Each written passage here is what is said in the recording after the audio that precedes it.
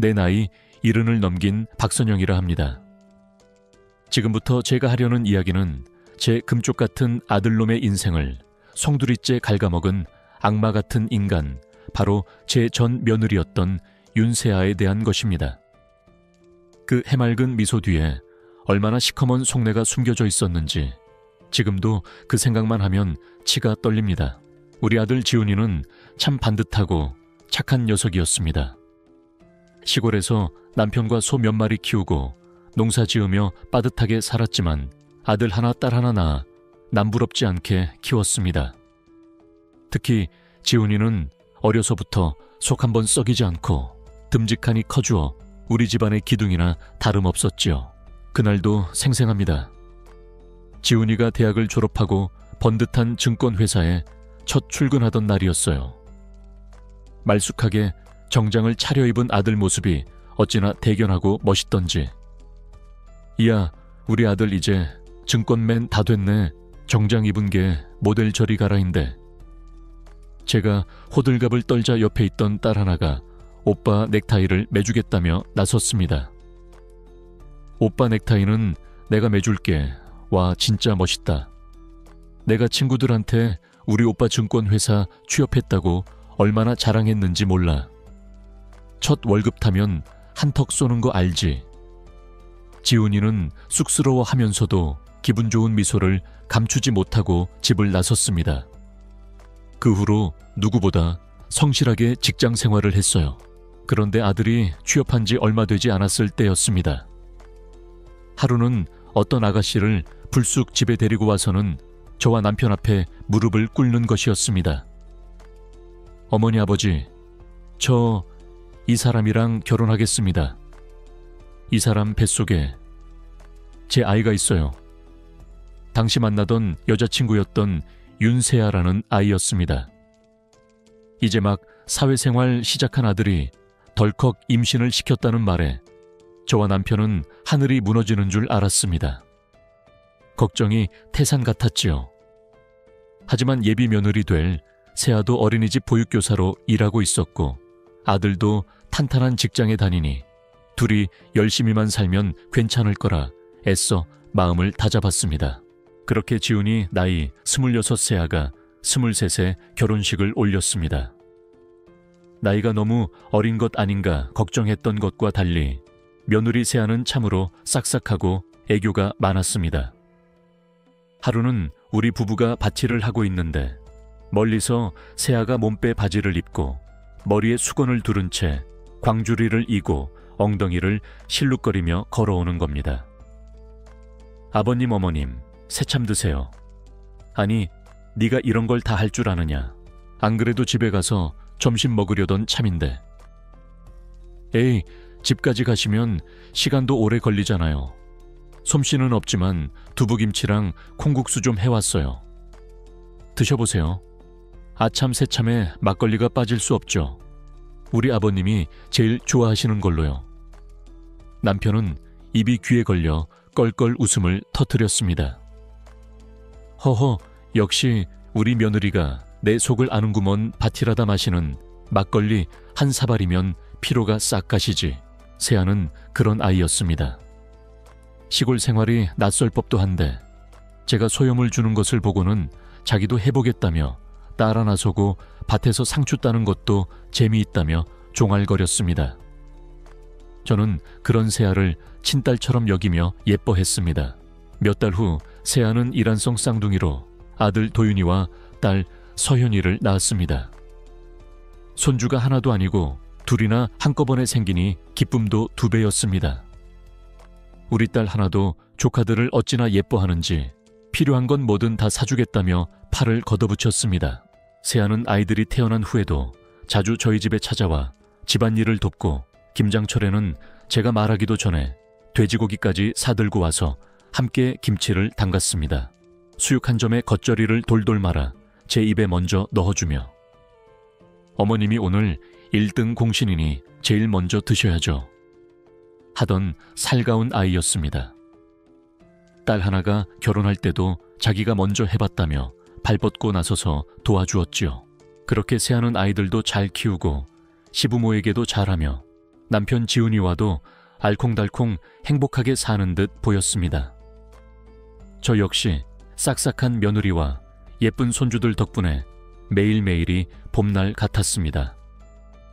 그때까지만 해도 이 행복 아래 그토록 시커먼 그림자가 드리워져 있을 줄은 꿈에도 상상하지 못했습니다. 그렇게 하루하루 행복을 느끼며 살았습니다. 손주들 재롱 보는 맛에 시간 가는 줄 몰랐고 싹싹한 며느리 세아 덕분에 집안에는 늘 웃음꽃이 피었습니다. 하지만 영원할 것 같았던 그 평화로운 시간에도 서서히 어둠의 그림자가 드리우고 있었습니다. 우리 손주들 도윤이와 서연이가 고등학교 3학년이 되었을 무렵이었습니다. 생각지도 못한 불행이 우리 가족을 덮치기 시작했습니다. 하루는 아들 지훈이가 집에 내려왔는데 얼굴이 말이 아니었습니다. 살도 쏙 빠진 것 같고 입맛이 없다며 밥도 깨작거렸습니다. 안색도 푸석푸석하니 영복이 좋지 않았습니다. 지훈아, 너 혹시 황달 아니냐? 얼굴도 그렇고 눈자위도 누리끼리 한 게 영.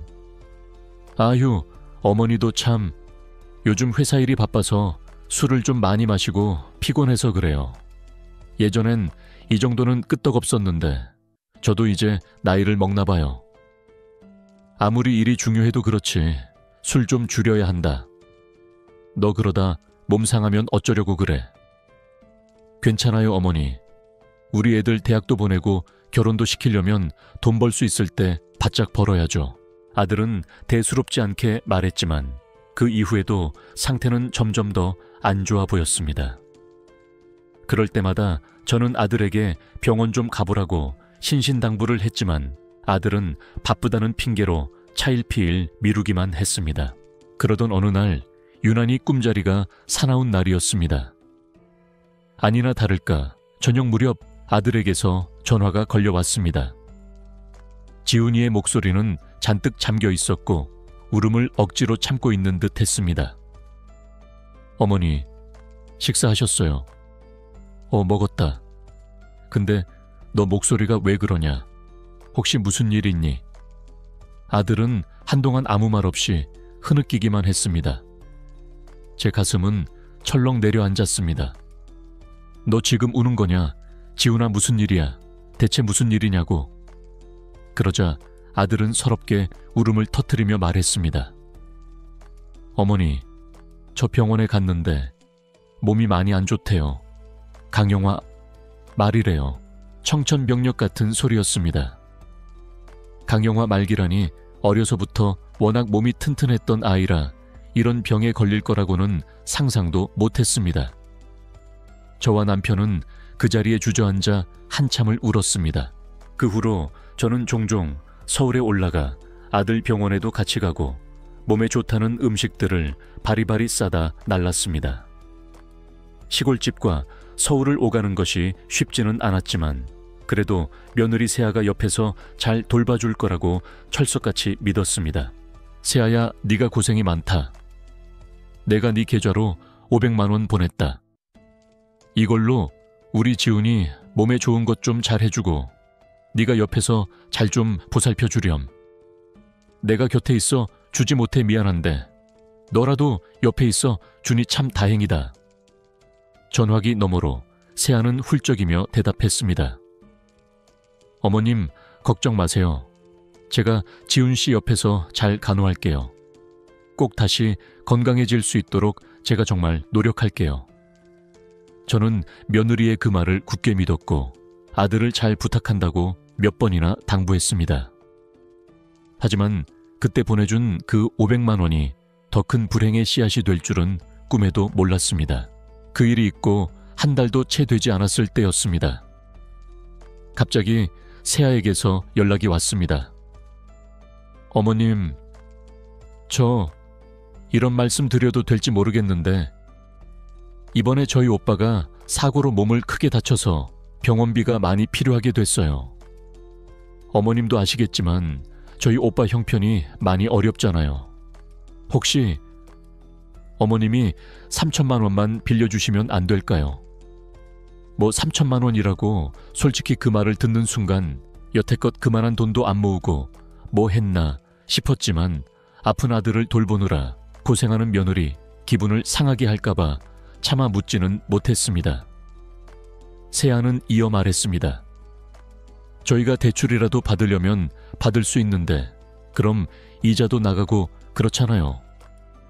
그러니까 어머님이 좀 빌려주시면 안 될까요? 제가 올해 안에 꼭 갚아드릴게요. 그래, 대출이자 나가는 것보다야 그 돈으로 우리 아들 병원비나 약값에 보태는 게 낫지. 저는 그렇게 생각하고 선뜻 돈을 보내주었습니다. 그래, 보내주마.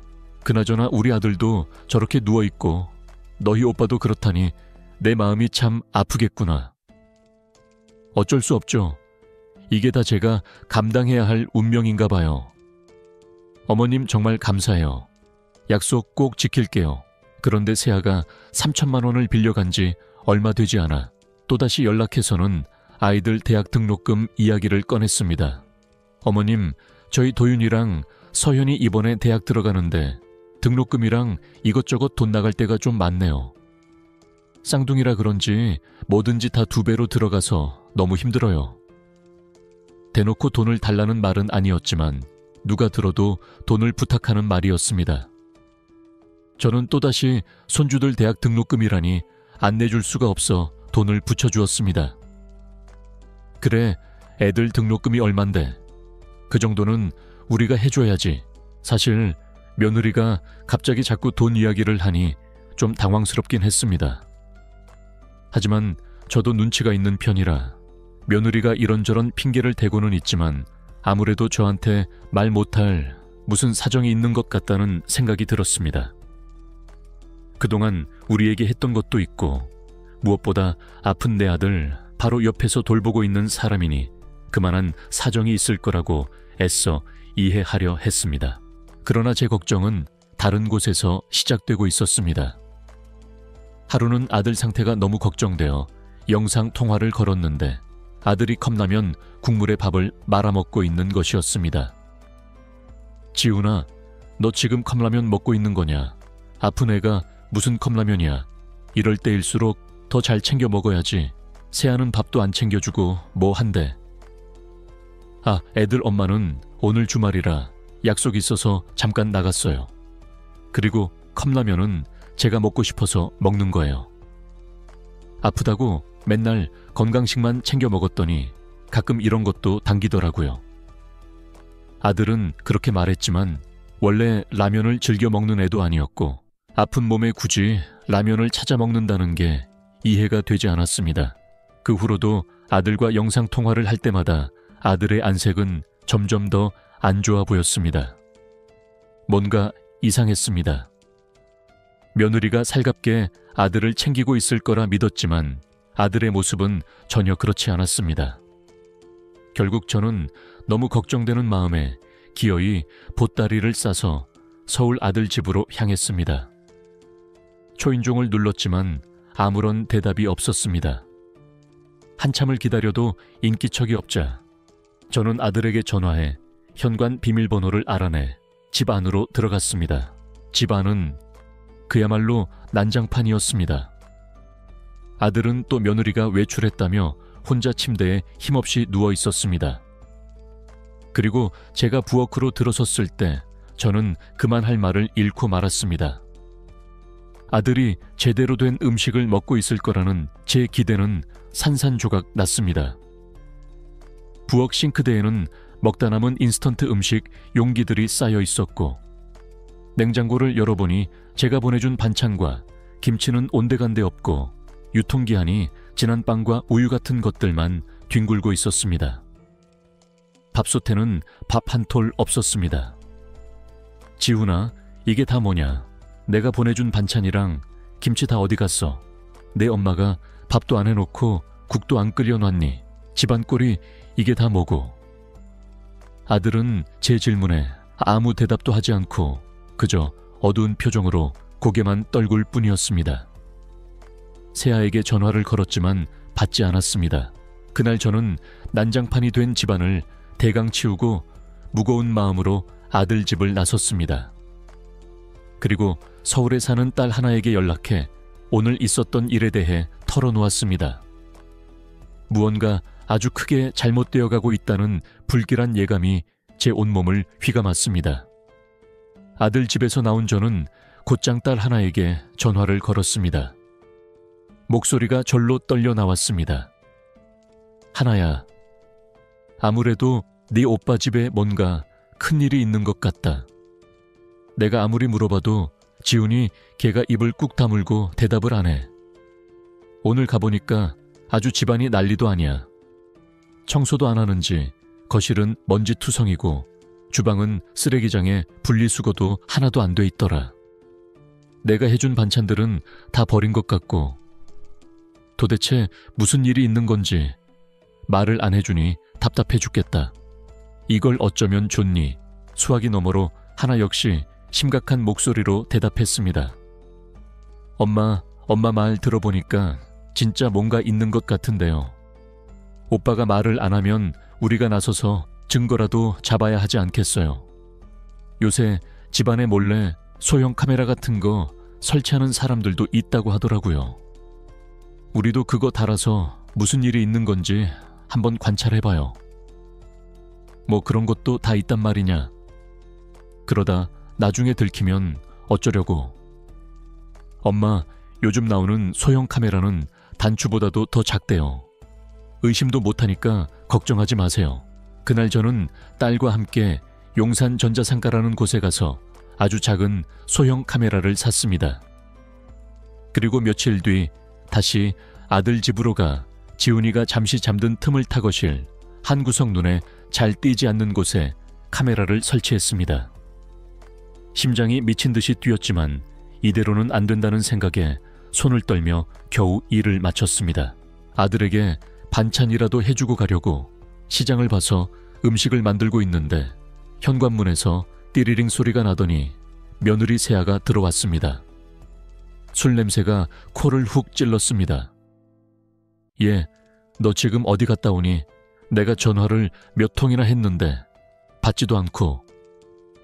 아, 어머님, 갑자기 여긴 왜 오셨어요? 저 오늘 친정에 일이 있어서 잠깐 다녀왔는데요. 세아는 태연하게 거짓말을 했습니다. 너 여기 좀 앉아봐라. 내가 준 김치랑 반찬들 다 버렸니? 냉장고 열어보니까 하나도 없던데. 다 버린 거냐고. 아, 그게 지훈 씨도 잘 안 먹는 것 같고 애들도 안 먹는 것 같길래요. 그런다고 반찬을 버려. 그리고 오늘 보니까 밥솥에 밥도 하나도 없던데. 너 지금까지 우리 아들 뭐 먹이고 있었던 거야? 맨날 배달 음식이랑 인스턴트 음식만 먹인 거냐? 저번에 보니까 몸도 안 좋은 애가 컵라면에 찬밥을 말아먹고 있더만. 그때는 라면이 먹고 싶어서 그런 줄 알았는데 이제 보니 네가 밥을 제대로 안 챙겨준 거 아니냐. 그러자 세아는 갑자기 얼굴을 굳히며 뻔뻔한 얼굴로 쏘아붙였습니다. 참나 지훈 씨가 그래요. 제가 그랬다고 어머님한테 일러 바쳤어요. 뭐 일러 바쳐. 너 지금 그런 소리가 입에서 나오니. 그나저나 너 우리 아들이 여태까지 매달 월급 갖다 준 돈 다 어떻게 했어? 내가 그때는 내 기분 나쁠까봐 얘기 안 했는데 지금 보니까 너한테 물어봐야겠다. 너 도대체 우리 아들이 번 돈은 다 어디다 썼길래 나한테 2번이나 돈을 빌려달라고 했어? 어머님, 지금 그거 따지려고 오신 거예요. 쌍둥이 키우려면 돈이 얼마나 많이 드는지 아세요? 어머님도 애들 키워봐서 아시잖아요. 지훈 씨가 벌어다 주는 돈은 당연히 애들 키우는데 다 썼죠. 그래서 지금 돈 없어서 우리 아들한테 라면을 먹인다는 게냐. 그래서 저렇게 아픈 애한테 아무것도 신경 안 쓰는 거야. 난 그래도 네가 우리 아들 옆에서 잘 챙겨줄 줄 알았다. 그런데 너 눈이 있으면 좀 봐라. 내 아들이 밥도 제대로 못 먹고 힘없이 누워서 허구한 날 울고만 있는 것 같더라. 그래도 네가 마누라인데 기본적인 건 챙겨줘야 하는 거 아니니. 허구한 날 밖에 싸돌아다니기만 하고 주말마다 맨날 외출했다더니 오늘은 아예 술까지 먹고 이 시간에 들어와. 어머님, 저도 힘들어서 그래요. 저는 술도 마시면 안 돼요. 뭐라고? 너 도저히 안 되겠다. 너 당장 우리 아들 월급 통장 좀 갖고 와봐라. 내가 확인 좀 해봐야겠어. 참, 어머님이 뭔데요? 아, 진짜 웃기고 있네. 어머님, 저 그 사람 와이프예요. 그러니까 선 넘지 마세요. 저희 집 살림은 제가 알아서 하는 거라고요. 세아는 악을 쓰며 저를 내쫓듯 현관으로 밀어냈습니다. 저는 너무나 기가 막히고 분해서 온몸이 부들부들 떨렸습니다. 그날 밤 저는 딸아이 집으로 가서 딸애와 함께 밤새도록 카메라에 녹화된 영상을 확인했습니다. 그리고 그 속에서 저는 차마 눈뜨고 볼 수 없는 충격적인 장면들을 마주해야 했습니다. 며느리 세아는 아들 지훈이와 단둘이 있을 때마다 그를 들들 볶아댔습니다. 그 내용은 정말이지 악마 그 자체였습니다. 도대체 나랑 언제 이혼해 줄 거야? 당신은 내가 다른 남자가 더 좋다는데 굳이 나랑 계속 살고 싶어. 그냥 이혼하고 나 좀 놔달라니까.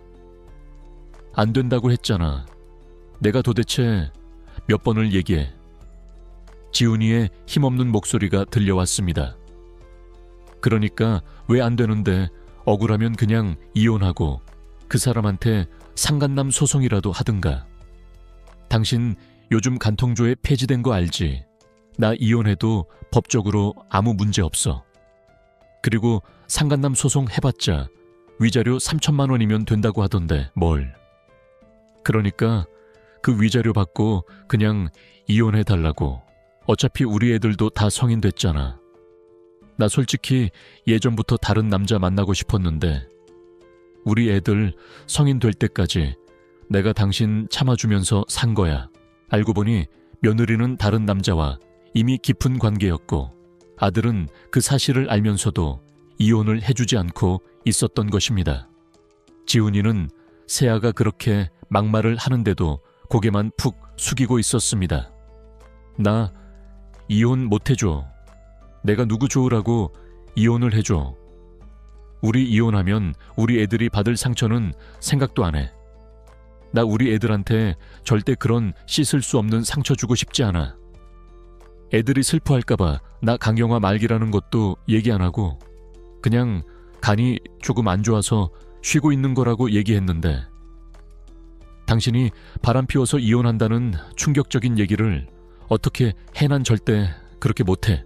아들은 자신의 병이 위중하다는 사실조차 손주들에게 숨기고 있었던 것입니다. 저는 가슴이 미어져 눈물을 주체할 수 없었습니다. 그런데 더 어처구니 없는 장면이 이어졌습니다. 영상을 계속 보다 보니 며느리가 아예 집에 그 상간남 어린이집 건물주라는 최강민을 데려오는 장면까지 찍혀 있었습니다. 최강민이라는 자는 마치 제 집인 양거실 소파에 앉아 지훈이를 향해 삿대질을 해댔습니다. 이봐요, 이지훈 씨.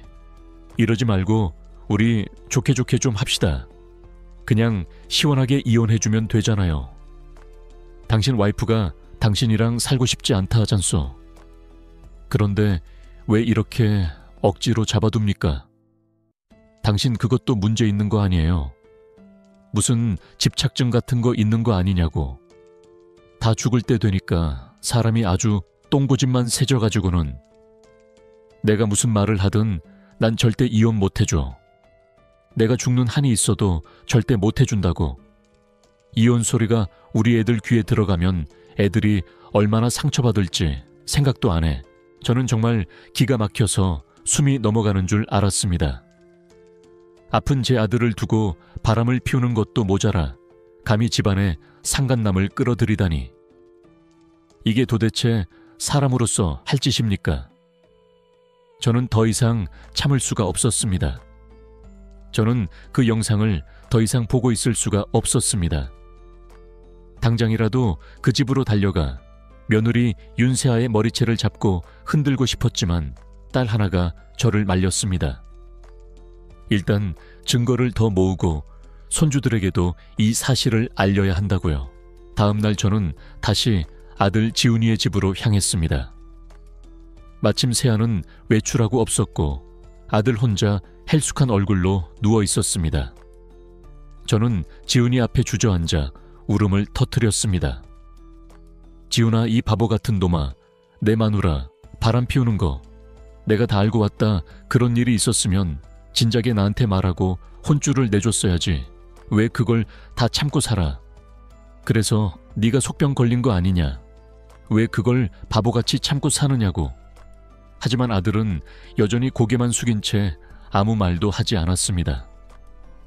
그 모습에 더욱 화가 치밀었지만 저는 일단 손주들에게 연락해 지금 당장 집으로 오라고 했습니다. 얼마 지나지 않아 도윤이와 서현이가 헐레벌떡 집으로 들어섰습니다. 할머니, 무슨 일이에요? 갑자기 급하게 오라고 하셔서 수업도 빼먹고 왔는데. 고모까지 이 시간에 여기로 오시고. 아이들은 불안한 눈빛으로 저와 딸 하나 그리고 아빠 지훈이를 번갈아 쳐다보았습니다. 저는 아이들 손을 하나씩 붙잡고 떨리는 목소리로 말했습니다. 얘들아, 너희 엄마를 어떻게 생각하니? 손녀 서현이가 고개를 갸웃하며 대답했습니다. 엄마요, 글쎄요. 그냥 우리 엄마죠. 그런데 엄마는 왜요? 너희들이 너희 엄마에 대해서 알아야 할 게 하나 있단다. 이제 너희도 다 컸으니 알 건 알아야지. 내가 뭐 하나 보여줄 테니까 너무 놀라지 말거라. 저는 그렇게 말하고선 제가 밤새도록 봤던 그 충격적인 영상을 손주들에게 틀어주었습니다.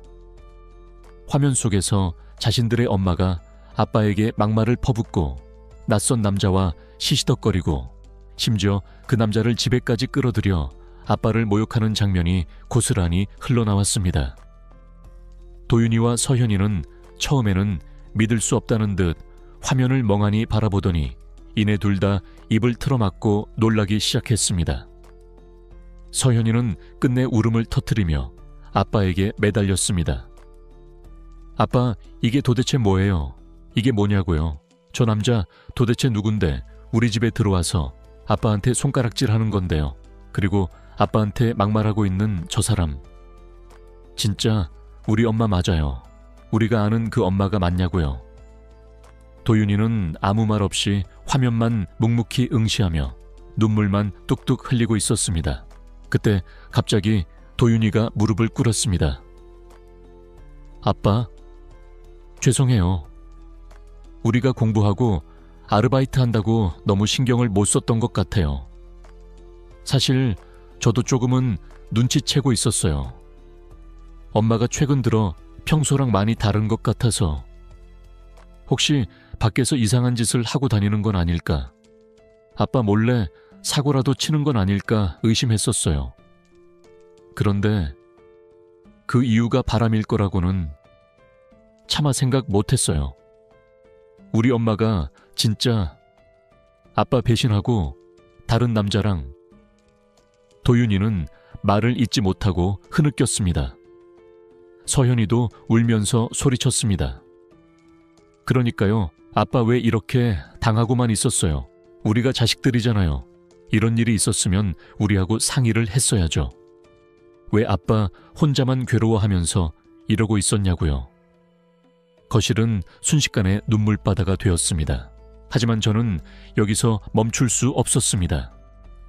저는 아이들의 눈을 똑바로 바라보며 가장 힘든 진실을 꺼냈습니다. 얘들아, 너희가 알아야 할 게 하나 더 있다. 사실 너희 아빠 지금 간경화 말기다. 잘못하면 죽을 수도 있어. 그 말에 도윤이와 서현이는 더 큰 충격에 휩싸였습니다. 아이들은 뒷목까지 잡고 거의 실신할 지경이었습니다. 서현이가 울부짖었습니다. 아빠 진짜 너무해요. 우리한테 그냥 간이 조금 안 좋아서 잠깐 쉬는 거라고 했잖아요. 평생 힘들게 일해서 안식년 가지는 거라고 했잖아요. 그런데 간경화 말기에다가 죽을 수도 있다고요. 아빠 없이 우린 어떻게 살라고요. 도윤이도 아들에게 달려들어 울며 말했습니다. 아빠, 예전에 저희한테 뭐라고 그러셨어요? 제일 중요한 게 가족이라고 하셨잖아요. 그런데 이게 뭐예요? 아빠, 우리 가족으로 생각 안 한 거예요. 그래서 우리 속였던 거예요. 그래서 이렇게 아픈 것도 얘기 안 하고 엄마가 바람 피운 것도 얘기 안 한 거냐고요. 아들 지훈이는 그제야 참았던 눈물을 터뜨리며 아이들을 끌어안았습니다. 미안하다. 미안해. 난 너희가 상처받는 걸 보고 싶지 않았고 너희를 지키고 싶어서 그랬어. 내가 이렇게 혼자만 알고 가버리면 너희들은 그 끔찍한 진실을 몰라도 되잖니. 그래도 너희 엄마가 너희들한테는 잘했잖아. 내가 죽어도 너희 엄마는 너희한테 잘했을 거야. 그래서 난 그냥 우리 가족의 평화를 위해서 나 하나만 잘못되면 그만이라고 생각했어. 아빠, 그게 무슨 말도 안 되는 소리예요. 아빠가 엄마한테 그렇게 배신당하고 아파서 돌아가시면 우리가 행복할 거라고 생각해요. 정말 그렇게 생각하시는 거냐고요. 손주들은 걷잡을 수 없이 울었고 아들도 저도 딸 하나도 함께 울었습니다. 한참을 그렇게 서로 부둥켜 안고 운 뒤 가장 먼저 정신을 차린 것은 아들 도윤이었습니다. 도윤이는 눈물을 닦고 단호한 표정으로 말했습니다. 아빠, 나 이거 그냥 못 넘어가요. 나 그 상간남이라는 인간, 그리고 엄마 절대 가만 안 둘 거예요. 여태까지 아빠가 우리 지켜준 것처럼 이제 우리가 아빠 지킬 테니까. 엄마랑 이혼해요. 우리 때문에 그런 인간이랑 같이 살 필요 없어요. 우리도 저런 사람 더 이상 엄마라고 생각하고 싶지 않아요. 그 말에 오랫동안 아이들 때문에 모든 것을 참고 숨겨왔던 아들 지훈이의 눈빛이 흔들리기 시작했습니다. 그리고 그 옆에서 조용히 상황을 지켜보던 딸 하나가 입을 열었습니다. 됐어. 다들 이제 그만 울고. 오빠 이제 어떡할 거야? 애들도 다 알았으니까. 어떻게 할 거냐고. 그 순간 우리 가족 모두의 마음속에 하나의 결심이 굳건히 자리 잡았습니다. 더 이상 윤세아라는 악매에게 휘둘리지 않겠다는, 그리고 그녀에게 반드시 죗값을 치르게 하겠다는 처절한 결심이었습니다. 시골에 있는 남편에게 이 모든 사실을 알리자 남편은 당장 서울로 올라와 그 인간들을 박살내겠다며 불같이 화를 냈습니다. 폭풍이 몰아치기 직전의 고요함처럼 우리 집에는 무거운 침묵과 함께 비장한 기운이 감돌았습니다. 그날 이후 우리 가족은 며느리 윤세아와 그 상간남 최강민에게 죗값을 치르게 하기 위해 치밀하게 움직이기 시작했습니다. 남편은 당장이라도 서울로 쫓아와 농기구로 그 인간들을 내리치겠다며 길길이 날뛰었지만 제가 겨우 말렸습니다. 키우는 소들도 돌봐야 하고 이런 일은 힘으로만 해결할 수 있는 게 아니라고요. 딸 하나와 손주들이 곁에서 돕고 있으니 우선은 저에게 맡겨달라고 간신히 설득했습니다. 가장 먼저 상간남 최강민에 대해 더 자세히 알아보았습니다. 예상대로 그는 세아가 운영하는 어린이집의 건물주였고 주변 평판도 그리 좋지 않은 인간이었습니다. 우리 손녀 서연이는 아픈 아빠 지훈이를 집에서 간호하기로 했고 저와 손자 도윤이는 다른 계획을 세웠습니다. 바로 윤세아가 운영하는 어린이집 앞에서 피켓을 들고 1인 시위를 벌이는 것이었습니다. 세아가 가장 두려워하는 것이 자신의 사회적 평판과 어린이집 운영에 차질이 생기는 것임을 알았기 때문입니다. 며칠 뒤 저와 도윤이는 윤세아의 어린이집 앞에 섰습니다. 도윤이가 들고 있는 피켓에는 또박또박 이런 글귀가 적혀 있었습니다. 저는 이 어린이집 원장 윤세아의 아들입니다. 제 어머니는 강영화로 죽어가는 아버지를 버리고 이 건물주와 바람을 피웠습니다.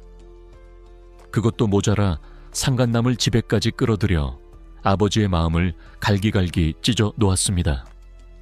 저희 가정은 파탄났고 아버지는 하루하루 죽어가고 있습니다. 이런 사람에게 소중한 아이들을 맡기시겠습니까? 어린이집에 아이들을 데려다 주러 온 학부모들이 저희를 보고 깜짝 놀라며 수군거리기 시작했습니다. 지나가던 사람들도 걸음을 멈추고 어린이집을 가리키며 손가락질을 했습니다. 얼마 지나지 않아 어린이집 안에서 윤세아가 뛰쳐나왔습니다. 그녀의 얼굴은 분노로 시뻘겋게 달아올라 있었습니다. 어머님, 지금 여기서 뭐 하시는 거예요? 도윤이 너까지 데리고 이게 무슨 짓이야?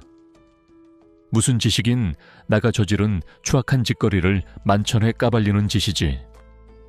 네가 우리 아들한테 한 짓 생각하면 이 정도는 약과다 약과. 그러게 내가 이혼해달라고 할 때 순순히 해줬으면 이런 일도 없었잖아요.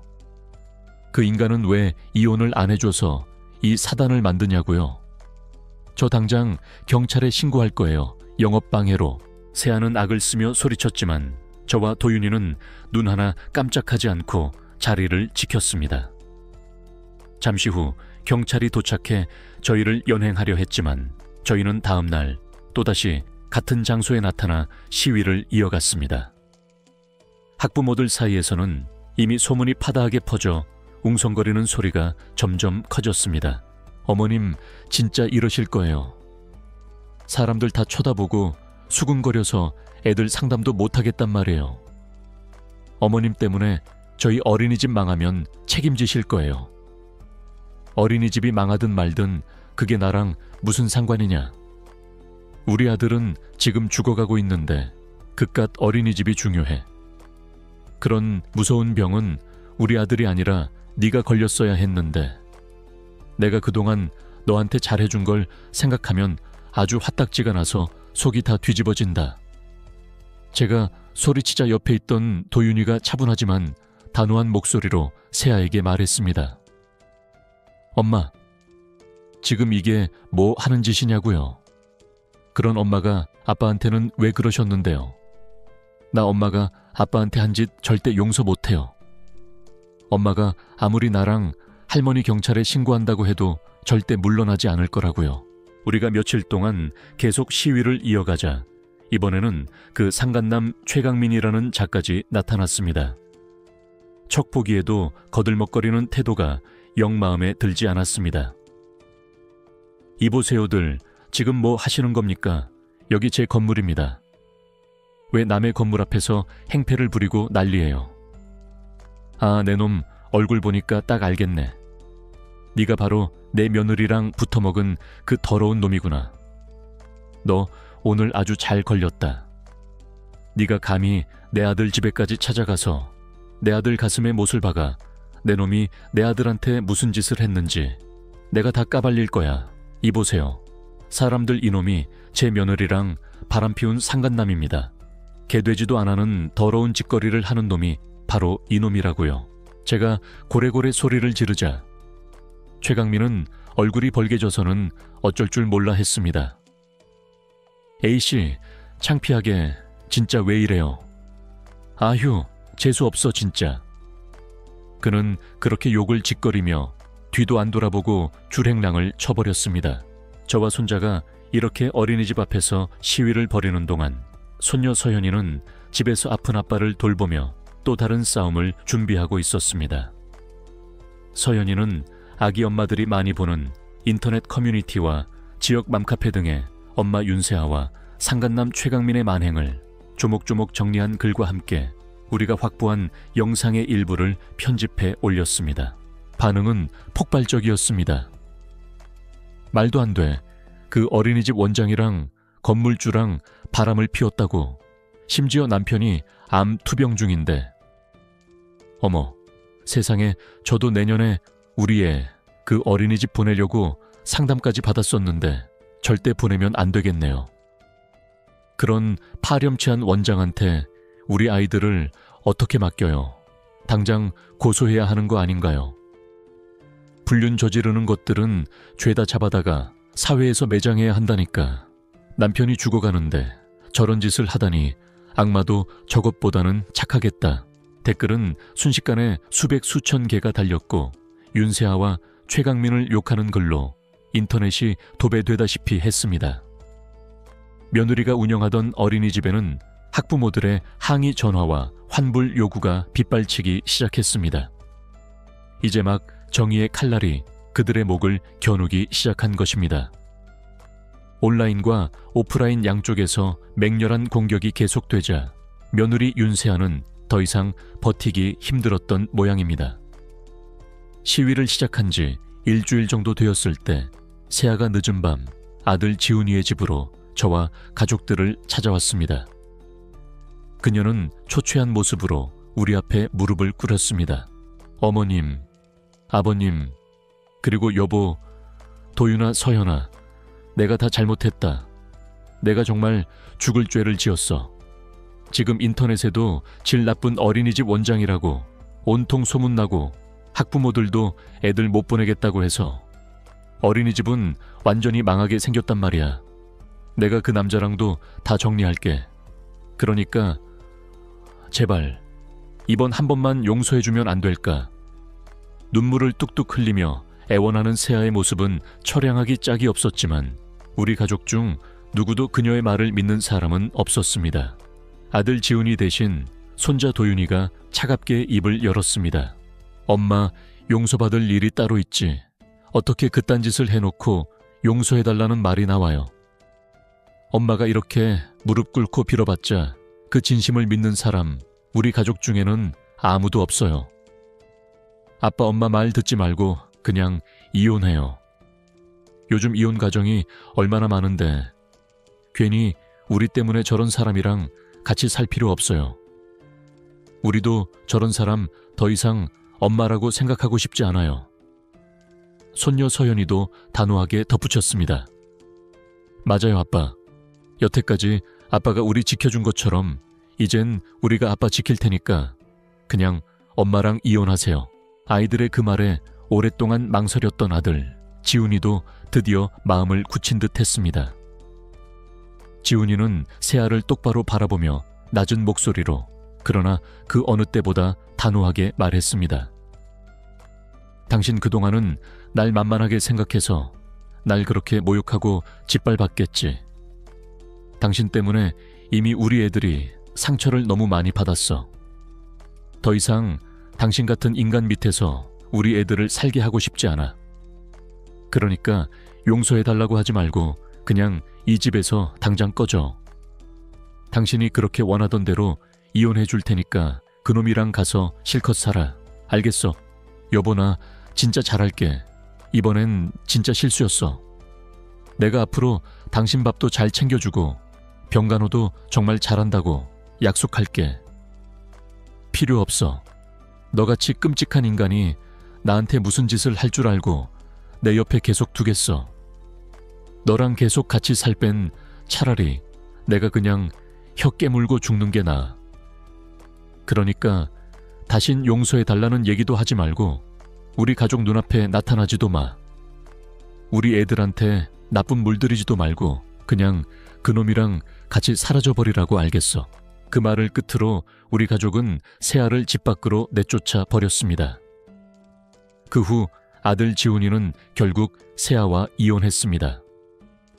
변호사를 선임했고 제가 며느리에게 빌려줬던 돈과 정신적 피해 보상 등을 근거로 재산 분할도 우리 쪽으로 훨씬 유리하게 마무리 지었습니다. 상간남 최강민에게도 소송을 걸어 위자료를 받아냈고 그는 평생 상간남이라는 꼬리표를 달고 살게 만들었습니다. 윤세아는 우리 아들과 이혼하고 나서도 어떻게든 어린이집을 계속 운영하려고 발버둥 쳤지만 이미 문제 있는 어린이집으로 낙인이 찍혀 결국 폐원하고 말았습니다. 그런 인간이 소중한 남의 아이들을 돌본다는 것 자체가 말이 안 되는 일이었죠. 인터넷에 한번 소문이 나면 워낙 빠르게 퍼지니 아마 새로 어린이집을 개원하는 것도 쉽지 않을 겁니다. 시간이 흘러 그 사건이 있은 지 벌써 2년이 지났네요. 그 이후 우리 아들 지훈이가 어떻게 되었는지 궁금하시겠지요. 다행히 우리 아들은 사랑하는 제 손자 도윤이가 간 이식을 해줘서 다시 새 생명을 찾게 되었답니다. 처음엔 손자가 혹시 잘못될까봐, 부작용이라도 있을까봐 아들이 극구 거절했었는데 도윤이가 강력하게 주장해서 결국 수술을 하게 되었네요. 지금은 둘 다 건강하게 회복해서 잘 지내고 있답니다. 전 며느리 윤세아는 이혼하고 나서 그 상간남 최강민과 좀 만나는 것 같더니 한 1년도 안 되어 헤어졌다고 들었습니다. 아마 저희 손자 도윤이가 피켓 시위까지 하며 악착같이 달려들었던 것이 무서웠던 모양입니다. 언젠가 전 며느리가 손녀 서연이에게 전화를 걸어 울며불며 이런 말을 했다고 합니다. 서연아, 잘 지내니? 엄마가 보고 싶지는 않아. 난 너희들이 너무 보고 싶어. 난 이제 혼자가 됐는데 너희들이 만나주지도 않으니까 엄마 혼자 너무 외롭구나. 내가 그러지 말았어야 했는데 한순간에 잘못된 선택을 하는 바람에 내 손으로 가정을 깨뜨려버리고 말았어. 내가 지금 그때 일을 얼마나 땅을 치고 후회하고 있는지. 아니, 나 다시는 너희한테 상처 주지 않을게. 그러니까 너라도 엄마 좀 받아주면 안 되겠니? 하지만 우리 손녀딸은 차갑게 대답했다고 합니다. 아니요, 싫어요. 우리한테 엄마라는 사람은 이미 죽었어요. 그러니까 앞으로 연락하지 마세요. 이 전화도 내가 마지막으로 받아준 거예요. 끊어요. 서현이는 그렇게 말하고선 아예 전 며느리의 전화번호를 차단해버렸다고 하더군요. 우리 손주들이 받았을 상처를 생각하면 지금도 가슴이 찢어지지만 그래도 이렇게나마 전 며느리의 실체를 알게 되어 가족의 연을 끊을 수 있었다는 점이 정말 다행이라는 생각이 듭니다. 제가 며느리에게 빌려줬던 돈은 얼마 전에 아들 지훈이가 저에게 대신 돌려주었습니다. 저와 남편은 안 받으려고 했는데 그 돈이 어머니 아버지 노후자금 아니었냐며 끝끝내 받으라고 하더군요. 모든 폭풍이 지나가고 이제는 밝게 웃는 아들의 모습을 보면서 제 마음도 정말 평화로워졌습니다. 예전에 스쳐 지나가듯 봤던 명언 중에 이런 말이 있었어요. 진정한 사랑은 좋은 날엔 서로의 편이 되고 나쁜 날엔 더 가까워지는 것이다. 부부라는 건 기쁠 때만 함께하는 게 아니라 슬프고 안 좋은 일이 있을 때도 서로 힘이 되어줘야 하는 관계잖아요. 우리 아들이 강영화에 걸려 하루하루 생기를 잃어가고 있는데도 힘이 되어주긴 커녕 뒤통수를 치고 배신한 전 며느리를 보니 아마 그 인간은 단 한순간도 우리 아들을 진정으로 사랑한 게 아니었다는 생각이 드네요. 그랬으니 죄책감도 없이 상간남을 집에까지 끌어들인 거였겠지요. 그런 인간이 벌을 받아 어린이집도 망하고 가족한테도 버림을 받았으니 정말 잘된 일이라고 생각합니다. 여러분, 저는 앞으로 죽는 날까지 저희 자식들과 손주들을 위해 열심히 살다 가려고요. 여러분들도 가족을 위해 항상 힘내시기를 바랍니다. 그럼 제 이야기는 이쯤에서 마치도록 할게요. 끝까지 들어주셔서 감사합니다. 그렇게 윤세아라는 악몽을 우리 집에서 몰아낸 후 한동안은 모든 것이 폭풍처럼 지나갔습니다.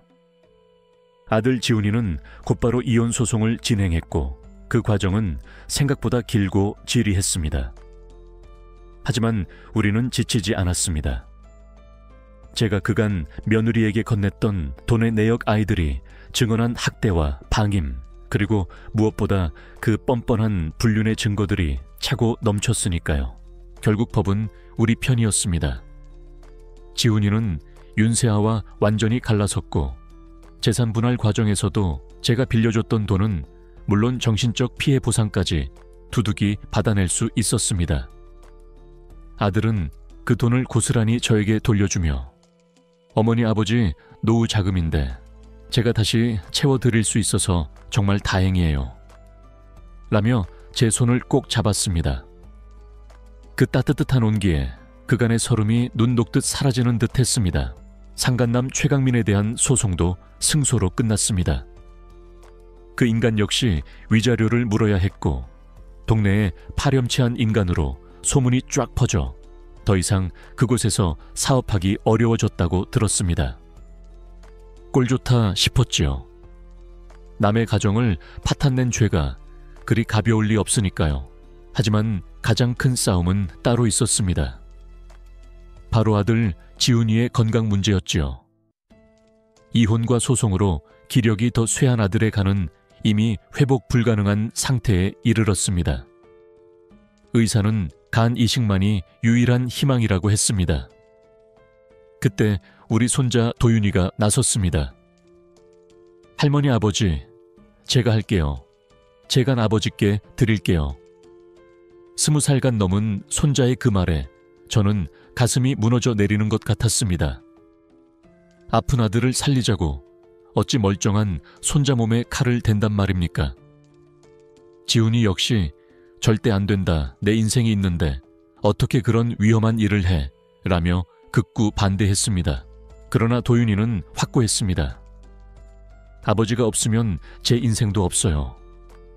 아버지가 저와 서현이를 위해 모든 걸 참고 견디셨던 것처럼 이제 제가 아버지를 지킬 차례예요. 검사 결과도 적합하다고 나왔어요.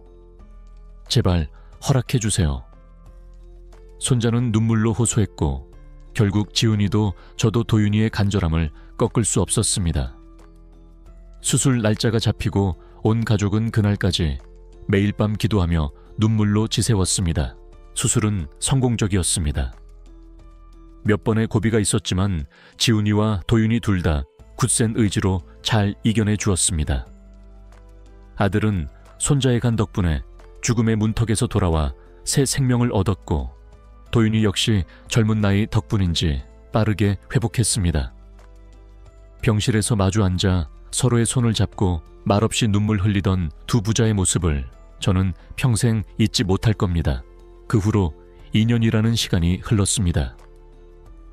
지훈이는 이제 예전의 건강을 거의 되찾아 매일 아침 운동도 하고 가끔은 딸 하나네 가족과 함께 등산도 다닐 만큼 좋아졌습니다.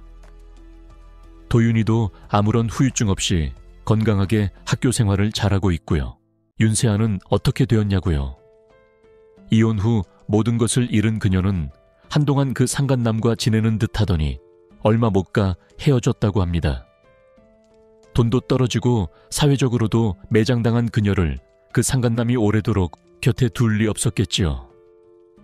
간간히 들려오는 소식에 의하면 여기저기 떠돌며 어렵게 생활하는 모양입니다. 한 번은 손녀 서현이에게 술에 잔뜩 취해 전화해서는 울고불고 용서를 빌었다고 합니다. 서현아, 엄마가 잘못했다. 정말 보고 싶다. 한 번만 만나주면 안 되겠니? 하지만 서현이는 이제 와서 그런 말이 다 무슨 소용이에요. 우리한테 엄마는 이미 돌아가셨어요. 다시는 연락하지 마세요. 하고 냉정하게 끊어버렸다고 합니다. 독하다 할지 모르겠지만 그 아이들이 받은 상처를 생각하면 오죽했을까 싶어 마음이 아리면서도 한편으로는 단호한 아이들이 대견했습니다. 이제 우리 가족에게는 평화가 찾아왔습니다. 물론 그 깊은 상처가 하루아침에 아물지는 않겠지요. 하지만 아픈 아들의 병상 옆에서, 수술실 앞에서, 그리고 회복하는 모든 과정에서 우리 가족은 서로를 더욱더 뜨겁게 보듬고 의지했습니다. 진정한 사랑이란, 진정한 가족이란 바로 이런 것이 아닐까 생각합니다. 함께 아파하고 함께 눈물 흘리고 그리고 마침내 함께 웃을 수 있는 것. 오늘도 저는 마당 한쪽에 심어놓은 채소들을 돌보며 건강하게 웃는 아들과 손주들을 봅니다. 이 소소한 행복을 지키기 위해 우리가 얼마나 큰 시련을 넘어야 했는지 되새기며 이 모든 것이 감사할 따름입니다. 인생의 거친 풍파 속에서도 서로의 손을 놓지 않았던 우리 가족처럼 이 글을 읽는 여러분의 가정에도 늘 사랑과 행복이 가득하시기를 진심으로 바랍니다.